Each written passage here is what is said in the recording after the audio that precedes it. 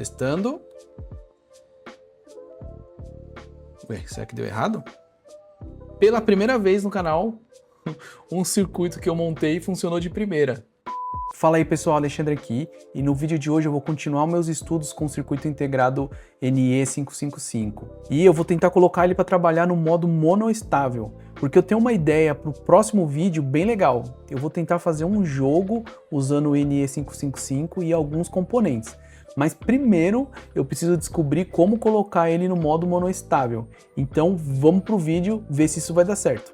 E para a gente tentar colocar o nosso NE555 em modo monoestável, a gente vai precisar de um botão, um capacitor cerâmico de 100 nanofarads, um capacitor eletrolítico de 10 microfarads, um LED, um resistor de 100K, um resistor de 10K, um resistor de 330 ohms, o nosso querido NE555, alguns jumpers e a nossa protoboard. E além disso eu preciso da fonte. Então eu vou fazer uma pré-montagem e volto já.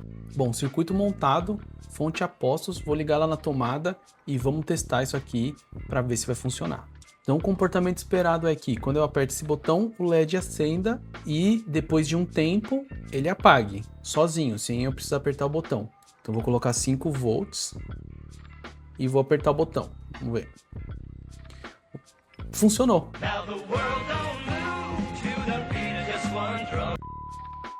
Pela primeira vez no canal, um circuito que eu montei funcionou de primeira.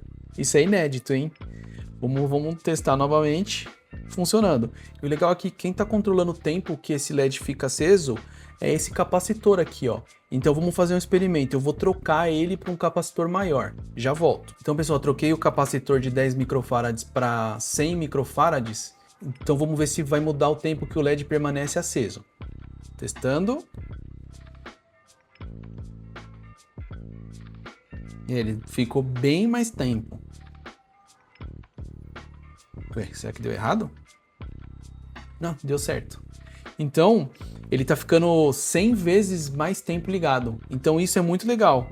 E isso me deu uma ideia de fazer um jogo usando o NE555. Eu não vou dar spoiler ainda, mas confira o próximo vídeo que, se funcionar, vai ficar bem legal. Então, pessoal, nessa animação a gente consegue ver o funcionamento do NE555 no modo astável, que eu falei no vídeo passado. Eu deixei um card aqui, então confiram lá. Então, no modo astável, ele fica alternando entre ligado e desligado, né? Infinitamente. Então, quando ele está 1/3 da voltagem de entrada, ele ativa. E quando bate em 2/3, ele reseta. Então, ele fica nesse estado variante de ligado e desligado e infinitamente. Então, no nosso modo monoestável, quando eu aperto o botão, ele liga. E quando o NE555 detecta que chegou a 2/3 da voltagem de entrada, ele reseta.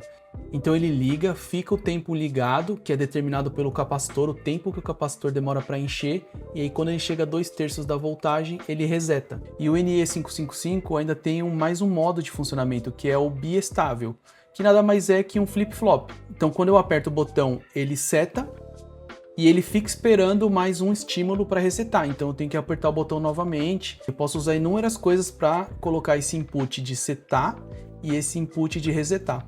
Então é bem simples também.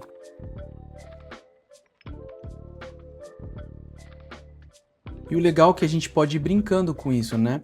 Coloquei aqui um piezo, eu vou apertar para ver se ele tem o mesmo comportamento do LED.